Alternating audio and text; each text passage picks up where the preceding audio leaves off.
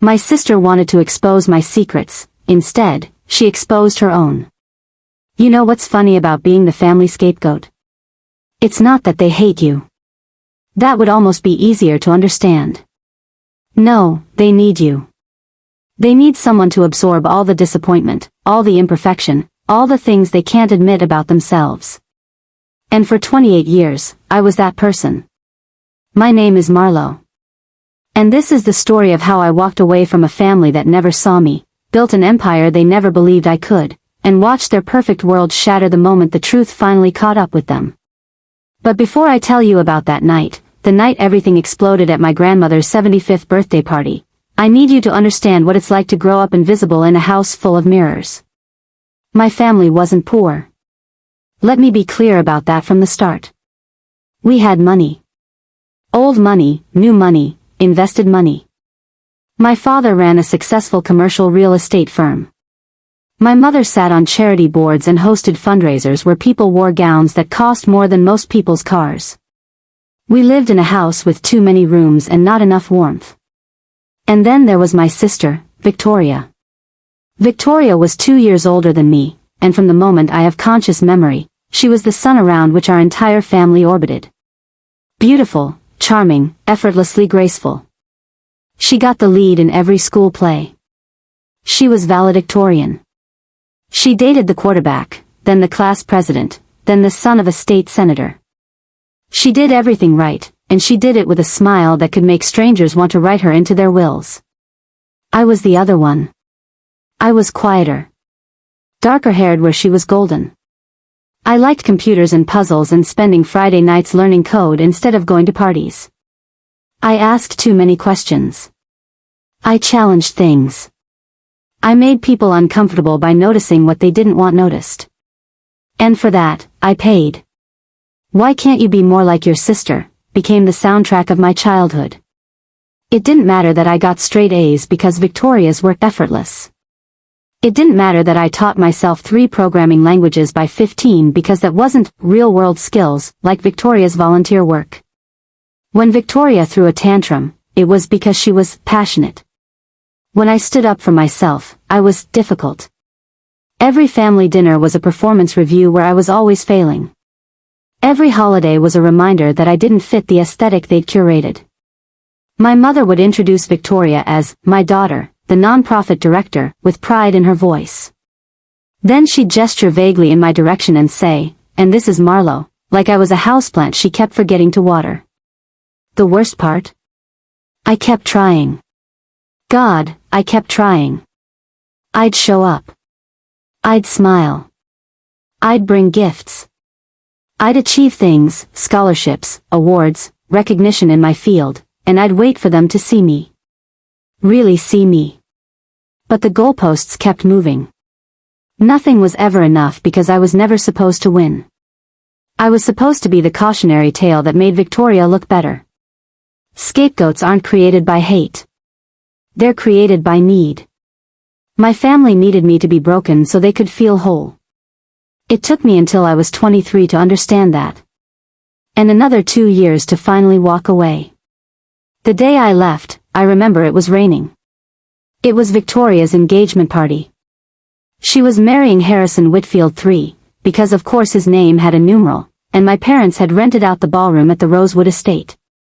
200 guests. Ice sculptures. A string quartet. The works. I showed up in a dress my mother had pre-approved via text message. I brought a gift. I was prepared to smile and blend into the wallpaper like always. But then my father gave his toast. He stood up there with his whiskey in hand, and he talked about Victoria like she was a national treasure. Her kindness. Her brilliance. Her future. How proud he was. How she'd never disappointed them, not once. How she represented everything their family stood for. Then he looked at me, directly at me, across that glittering room, and he said, "We all know that not every child turns out the way you hope. But when you have one like Victoria, it makes up for everything else." The room went quiet. A few people laughed nervously. My mother looked away. Victoria's smile didn't waver. and something inside me just stopped. Not broke. Stopped. I stood up, set down my champagne glass, and walked out. I didn't say goodbye. I didn't make a scene. I just left. I walked through that rain to my car, and I drove away from that life. I didn't answer their calls. I didn't respond to the passive-aggressive texts from my mother about embarrassing the family. I didn't defend myself when Victoria sent me a long message about how I'd ruined her special day with my drama. I just disappeared into the work I'd always loved and they'd always dismissed. Cybersecurity. Digital forensics. Threat assessment. Penetration testing. I'd been freelancing on the side for years, but now I threw everything into it. I worked 18-hour days. I lived in a studio apartment with a mattress on the floor and 5 monitors on my desk. I ate ramen and taught myself new exploits and built a reputation in the industry as someone who could find vulnerabilities no one else could see. Funny how being trained to spot dysfunction in a family makes you excellent at spotting it in code. Within a year, I had more clients than I could handle. Within 2, I hired my first employee. By year 3, I'd opened an office. By year 4, we had government contracts. They called me the ghost in some circles because I could slip into systems, find the cracks, and disappear before anyone knew I was there. I built a company, Sentinel Solutions, that became known as one of the most reliable cybersecurity firms on the East Coast. And my family had no idea. Because I didn't tell them. And they never asked. The only person I stayed in contact with was my grandmother, Eloise. She was my father's mother, and she'd always been different from the rest of them. She saw me. She asked about my work. She sent me cards on my birthday. She never compared me to Victoria. When she called to invite me to her 75th birthday party, I almost said no. But it was her. And I couldn't do that to her. So I said yes. I had no idea what was waiting for me. I flew in 3 days before the party. I'd agreed to stay at a hotel, not the family house. I had boundaries now, hard ones, but I met Grandma Eloise for lunch the day I arrived. She looked older. Thinner. But her eyes still had that sharpness, that knowing quality that always made me feel like she could see straight through to the truth. "You look good," she said, squeezing my hand across the table. "Strong." "I am," I told her. And I meant it. She asked about my company, and I told her everything.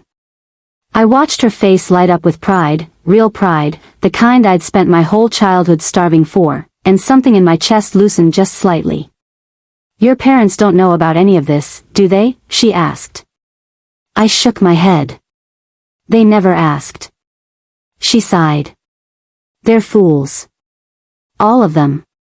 Too busy polishing Victoria's halo to see the real gold right in front of them." I smiled, but it hurt. Because part of me, the child part that never really heals, still wanted them to see it.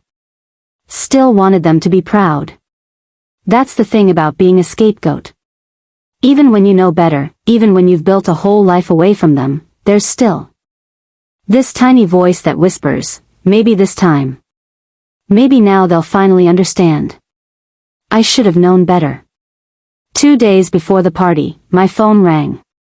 Unknown number. I almost didn't answer. But something made me pick up. "Is this Marlo Chen?" A man's voice. Professional. Cautious.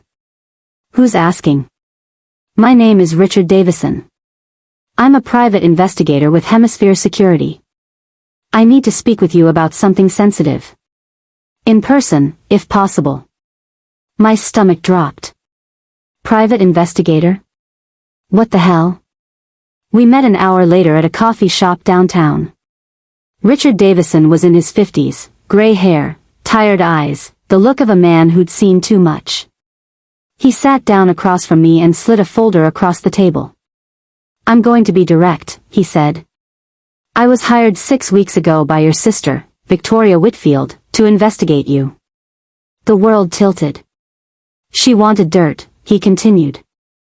"She told us you were living beyond your means, possibly involved in fraud or illegal activity. She wanted evidence to expose you at your grandmother's birthday party. She paid us a significant retainer to make it happen. I couldn't breathe. My own sister. Hiring investigators to destroy me. Publicly. In front of everyone. Why are you telling me this? I managed. He looked uncomfortable.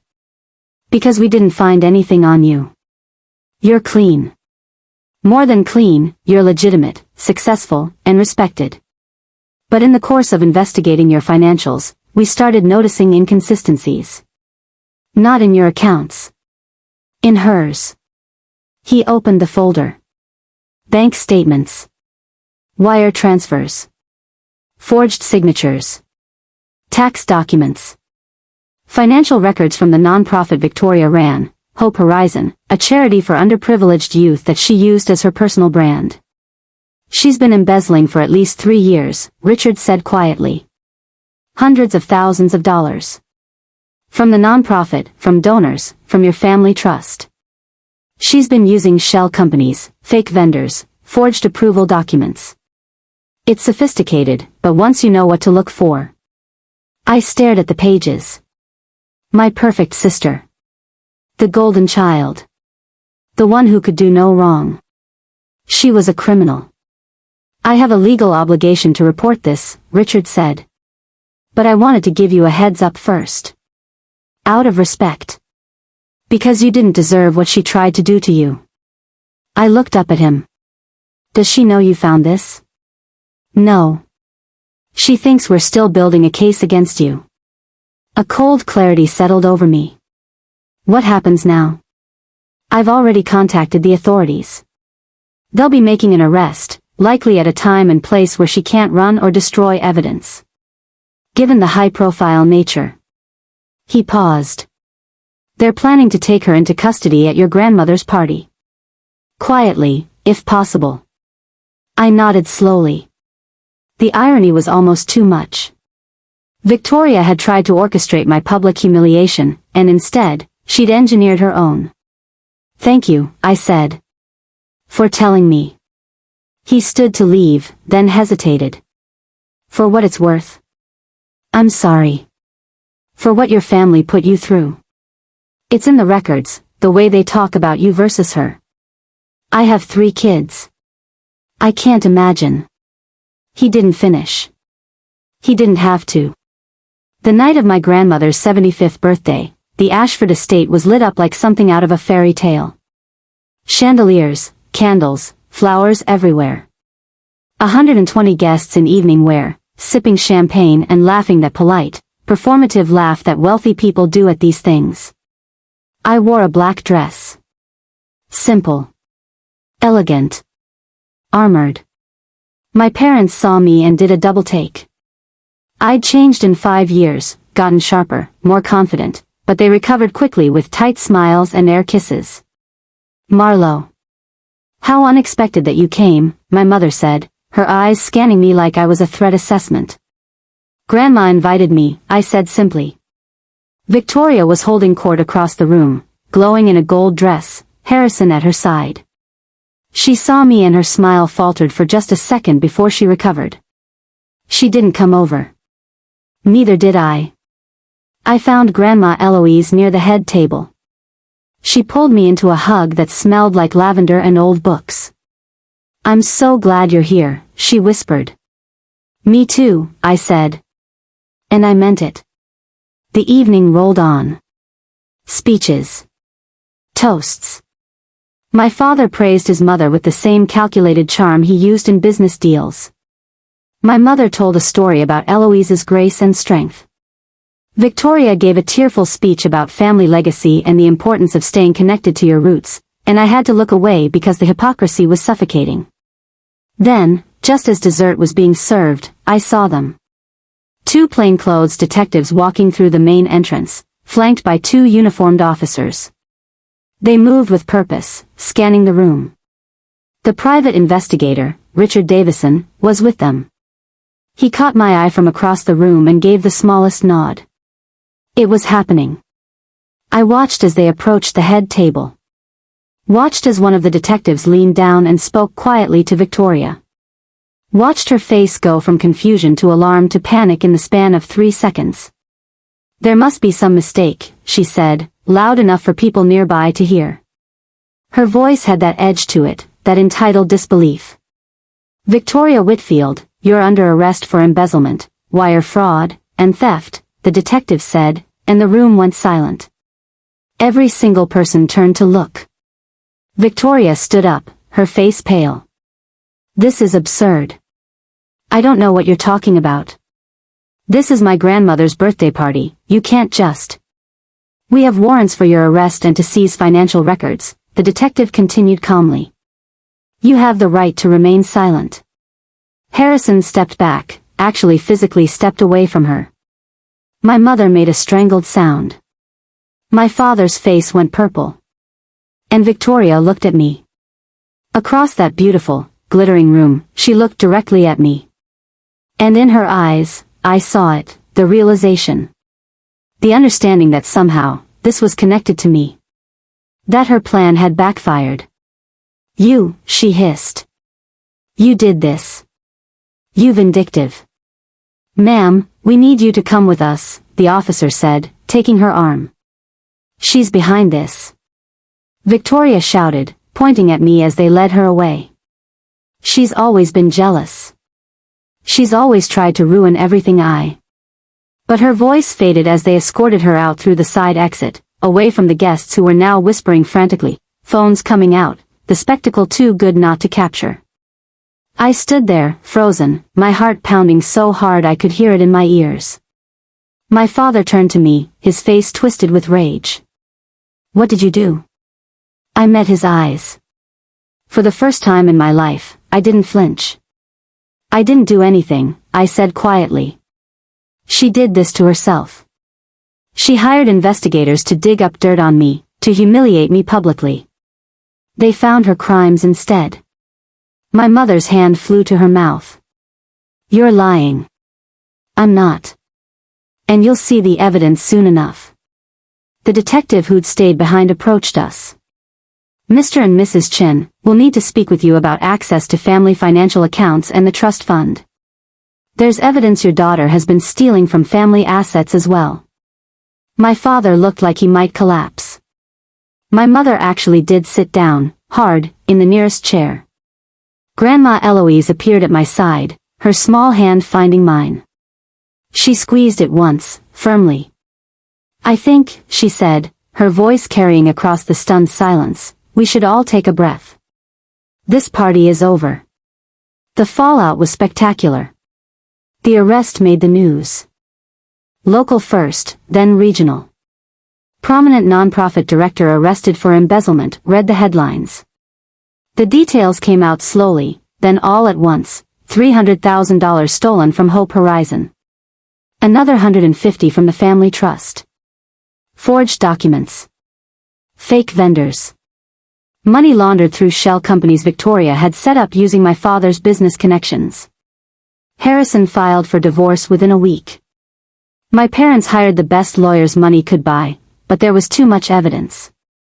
The private investigators had been thorough, ironically, Victoria had paid them to be thorough, and the prosecutors had everything they needed. Victoria tried to claim I'd framed her. That I'd manipulated the evidence out of spite. But the timeline didn't work, and the digital forensics were airtight. The money had been moving for 3 years. I'd only come back into their lives 3 days before her arrest. She pleaded guilty eventually, part of a deal to avoid a longer sentence. 18 months in minimum security, 5 years probation, full restitution, and a permanent ban from serving on any nonprofit board. The golden child, fallen. And me? I went back to my life. To Sentinel Solutions, to my team, to work that mattered. But something had shifted. I didn't feel triumphant. I didn't feel vindicated. I just felt tired. And sad. Sad for the years I'd wasted trying to earn love from people who were never capable of giving it.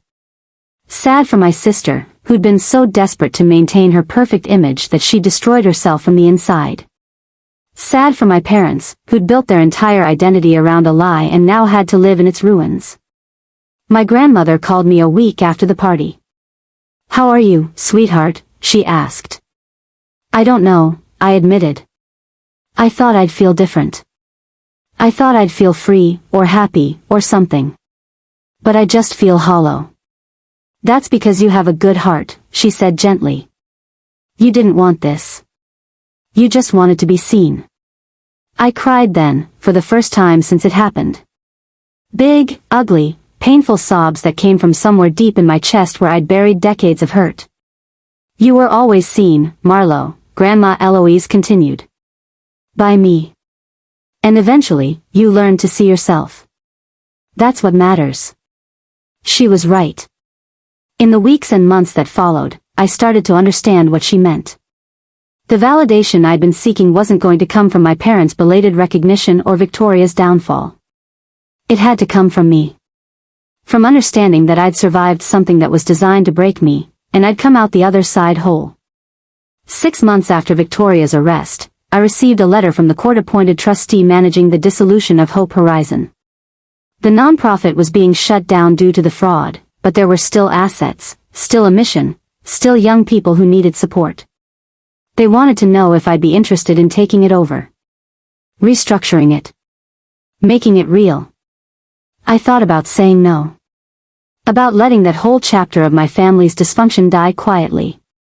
But then I thought about the kids who'd been using Hope Horizon's programs, kids who had nothing to do with Victoria's crimes, who just needed resources and opportunities. I said yes. I renamed it Clear Path Foundation. I restructured the entire operation, brought in real oversight, hired people who actually cared about the mission. We focused on digital literacy and cybersecurity education for underprivileged youth, teaching kids the skills that had saved my life, that had given me a way out and a way forward. Within a year, we doubled the number of kids we served. Within 2 years, we had chapters in 3 states. It became something I was genuinely proud of, not because it proved anything to my family, but because it mattered. Because those kids deserved better than what Victoria had given them, and I could provide that. My parents never apologized. Not directly. But my father sent me an email once, short and awkward. "I see what you've built. It's good work." That was as close as he could get. I accepted it. Not as absolution, but as acknowledgement. My mother couldn't even manage that. She stopped speaking to me entirely, as if I'd been the one to commit fraud. As if I'd been the one to shatter the family's carefully curated image. I let her go. I had to. Victoria wrote me from prison. A long, rambling letter that was half apology, half justification. She was sorry, but she'd been under so much pressure. She'd made mistakes, but she'd been trying to protect the family's reputation. She hoped I could forgive her someday. I read it once. Then I put it away. Maybe someday I'd be ready to respond. But not yet. Forgiveness isn't something you give because someone asks for it. It's something you cultivate for yourself, slowly, in your own time. The truth is, I'm still processing what happened. Still unpacking layers of family dysfunction that go back generations. Still learning what healthy relationships actually look like. I started therapy, which my younger self would have been too proud to do. I joined a support group for adult children of narcissistic families. I read books about scapegoating and found myself crying at passages that described my exact childhood. Healing isn't linear. Some days I wake up feeling strong and capable and free. Other days I wake up with that old, familiar ache, wondering why I was never enough for them. On those days, I remind myself that it was never about being enough. It was about them needing someone to be not enough so they could feel superior. Today, I'm 33. Sentinel Solutions has 70 employees and contracts with major corporations and government agencies. Clear Path Foundation serves over 1,000 young people annually. I bought a house, a real house, with a garden and big windows and space to breathe. I'm dating someone kind. Someone who asks me about my day and actually listens. Someone who doesn't need me to be perfect, just present. I still see Grandma Eloise every month. We have lunch, and she tells me stories about her own youth, her own struggles with family expectations. She's the one person who bridged the gap between who I was supposed to be and who I actually am. She's 80 now, a little more fragile, but still sharp as ever. Still the only person from my old life who loved me without conditions. And sometimes, late at night when I can't sleep, I think about that party. About watching Victoria being led away in handcuffs while the world she'd built on lies collapsed around her. I don't feel satisfaction. I feel something more complicated. I feel grief for the family we could have been if they'd loved us both as we were. I feel anger at the years stolen by their need for a perfect image. I feel relief that I got out before it destroyed me completely. But mostly, I feel peace. Because the real victory wasn't watching my sister fall. It wasn't proving my family wrong about me. It wasn't even building a successful company or foundation, though those things matter. The real victory was learning that I didn't need their approval to know my own worth. The real victory was understanding that healing isn't about revenge. It's about reclaiming the parts of yourself that toxic systems tried to erase. The real victory was walking away from people who couldn't see me and building a life with people who could. If I could go back and talk to that 23-year-old version of me, walking out of Victoria's engagement party in the rain, I'd tell her this: you're right to leave. You're right to protect yourself. And it's going to hurt for a long time, longer than you want it to, longer than feels fair. But that pain is proof that you're alive, that you cared, that you're human. And eventually, you'll transform it into something beautiful. You'll learn that being the scapegoat wasn't about your worth. It was about their fear. They needed you to be small so they could feel big. They needed you to fail so they could feel successful. They needed you to be wrong so they could be right. But you were never those things. You were just yourself. And that was always enough. The people who couldn't see you weren't looking. The people who can will find you. And you'll build something real with them, not based on performance or image, but on authenticity and mutual respect. Your sister's fall won't fix you. Your parents' regret won't heal you. Your success won't prove you were worthy all along, because you always were. What will save you is this: learning to see yourself clearly. Learning to protect your peace. Learning to choose relationships that nourish you instead of drain you. Learning that sometimes, the bravest thing you can do is walk away. You're going to be okay. Better than okay. You're going to build a life you love. And the family that rejected you will become a story you tell, not the story you live. So walk away. Build your empire. Heal at your own pace. And know that the little girl who just wanted to be seen, she's going to grow into a woman who sees herself. And that's everything. That's my story. The story of how I went from scapegoat to CEO, from invisible to undeniable, from breaking to breaking free. I'm not sharing this for sympathy. I'm sharing it because I know I'm not alone. I know there are others out there who've been the designated failure in their families, the one who absorbed everyone else's shame and dysfunction. And I want you to know, you can leave. You can build something new. You can become everything they said you couldn't be. Not to prove them wrong, but to prove yourself right. My name is Marlo. And I'm no longer anyone's scapegoat. I'm just myself. And that's finally enough. Please like, comment, and share. If this is your first time watching my video, don't forget to subscribe to my channel so you'll be notified whenever I post a new story.